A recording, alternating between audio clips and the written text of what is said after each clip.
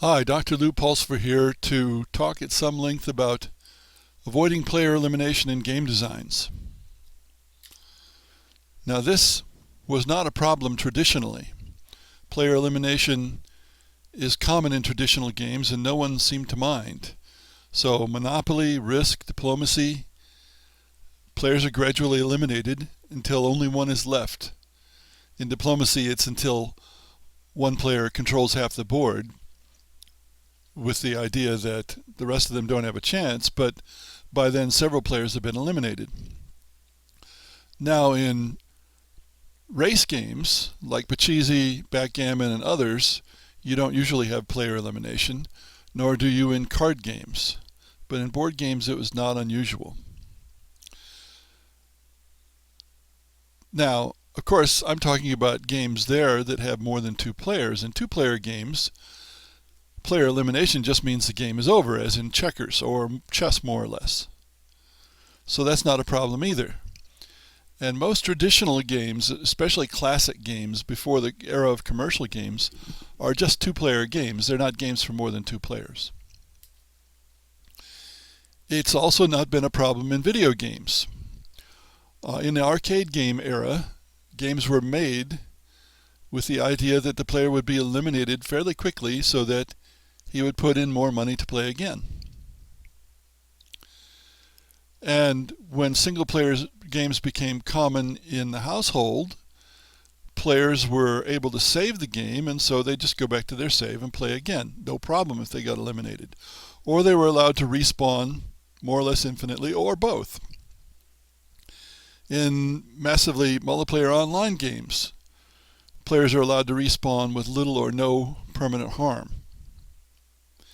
In multiplayer games, as the term is used in video games, where you have two teams, there's usually infinite respawning. You just have to wait a little while before you respawn.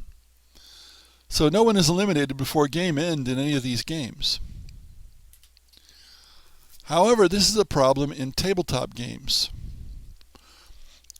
And tabletop games nowadays are perhaps played more often with 3 or more players than was true in the past. They're social experiences. And the idea is you can't have fun if you're not playing anymore and your friends are. Now, there's an opposite point of view here, that is, playing from a hopeless position, one you can't win with, is no fun. But that seems to be the less common point of view. In any case, player elimination is very much frowned upon in tabletop games for more than two sides. And of course, we still are not in a position where there are many video games for more than two sides. So what do we do to avoid player elimination? Well, in non-conflict games, you frequently have a situation where the players are presented with a puzzle to solve. Everything is positive. You get better at the solution until you've mastered it. So even if you don't win the game, the particular game you're playing right now, you're getting better at the game and you can feel good about yourself. This avoids player elimination and at the same time avoids the problem of who wants to play a losing position, because you're still learning. It's very clever.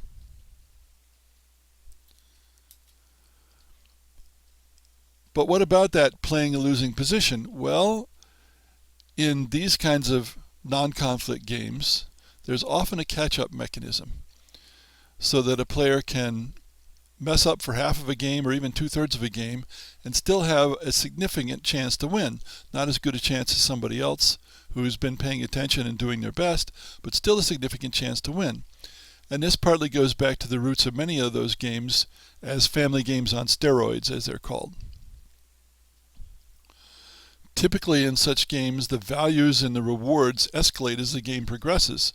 So if you mess up early, it's not a big deal. If you mess up late, it is a big deal because you're working with bigger numbers and bigger values. Now there are some games where this is not the case. For example, engine games, or what I call economic snowball games. Because if you get your engine started late, or if you get your snowball going late, then you're doomed. You're going to lose. Conflict games which are usually war games, not always, are a different proposition. These are games with strong conflict where you can directly hinder and affect other players. What do we do to avoid player elimination? Keep in mind, risk and diplomacy, the traditional multi-sided games of that kind, both have player elimination. The first thing is to keep in mind that country elimination is not the norm in real wars, though it does happen. And of course, in two-player war games, elimination is okay because that's naturally the end of the game. In fact, there are a lot more two-player war games than there are multi-sided war games.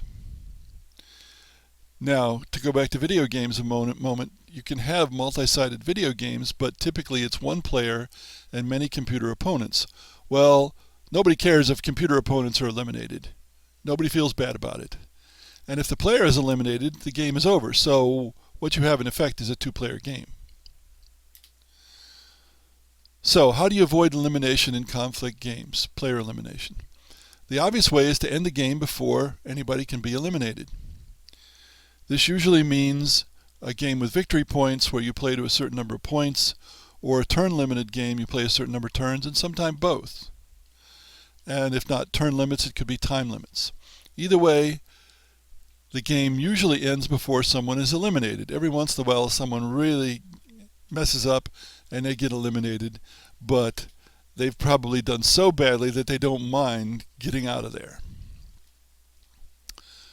Now, once again, keep in mind that modern European wars, and by modern I mean early modern Europe, the 7 Years' War, and even in the Napoleonic Wars, ended this way, that there was some kind of limit, the exhaustion of the countries, and no country was eliminated. And that was true until World War I, where, practically speaking, Austria-Hungary was eliminated, and so was Tsarist Russia. Even in Napoleonic Wars, Napoleon was taken out, but France was left with full independence. It was a war against Napoleon in the end, not a war against France, although it started as a war against France. Now, could we change existing games in this way? We could certainly introduce a victory point method in Risk to avoid elimination. For example, you could give players 1 point at the end of their turn for every territory they occupied, plus the extra army number of any continents that they occupied, and play for 5 turns or whatever, and whoever had the most points wins. Or play to a certain point number. In practice, the 2008 edition of Risk, which introduced mission cards, helped avoid player elimination because the game is much quicker and goes until somebody completes a certain number of missions. There are some diplomacy variants, and there are thousands of diplomacy variants. Sometimes the victory criterion is much less than half the centers, as opposed to the standard game where it's half the centers. And so player elimination is less common because the game ends before anybody can be eliminated. Now there's some other methods, and here's a list. And then I'm going to talk about each one individually. First is to let people play multiple nations. So if one nation's wiped out, you have more. In some of these, the nation control is predetermined. In other words, you know which nations you're going to have when you start the game. Ancient Conquest I was one of the games, if not the first game, to do this. You did play all your nations as allies at the same time, so it was almost like you had one nation, and they could cooperate to defend things, but they still had separate orders of battle and so on. There was no economy in Ancient Conquest I. In my own game, Britannia, and games like it, there is an economy, and the nations are entirely separate, and they're played one at a time. And if they encounter each other, they actually have to fight each other just as though they were entirely independent. But it's still the case that the player controls multiple nations. So in Britannia, usually a player has at least one nation and sometimes more on the board. There are exceptions when the yellow or the old purple player has no units in the board in mid-game if the Scots have done very poorly and been wiped out.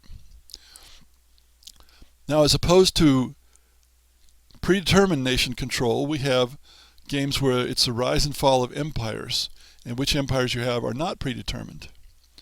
And these also have an arbitrary end in a number of rounds or points. History of the World would be the most well-known of these. Winky and its successor Small World are pretty well known. I have a historical game that will be published this year or next year with the title Eurasia, although that title is going to be changed. That is Rise and Fall of Empires. Another method is to have an inviolate home territory, that is, one that nobody can go into, and so even if you have nothing else on the board, you've got your home territory, and that gives you the opportunity to have several units or whatever you've got that you use in the game. I have several prototypes like that because I like that method quite a bit. Then in my prototype Seas of Gold, you can have your city be sacked, but then a treaty is imposed and you're back in the game. So you cannot be eliminated. In my Viking Gold prototype, you represent a sea king, and if you happen to die, then your son replaces you and you continue to play with a penalty and fame, I think it is, because after all you died. It's your son. Another method, which is pretty uncommon, is to have a player take over a non-player nation in games where the non-player nations are significant. And one of my games, which is scheduled for publication in early 2015, is Germania, or Germania is probably the proper pronunciation. It's a game of survival of the German nations after the fall of Rome. The Germans caused Rome to fall, and then they occupied the West Roman territories. But there are invaders all around. Some of them barbarians, some of them civilized, like Huns, Moors, Norse, Danes, Slavs, even the Byzantine Empire. And a player who's really down at his luck can take over one of those invaders rather than continue with his own position. That doesn't often end in a win, but it's a lot more interesting than dying. The last time this game was played, one player took over 3 different invaders. He finished last, but he had a good time. And I'm sure there are more methods than this, but this is a summary start.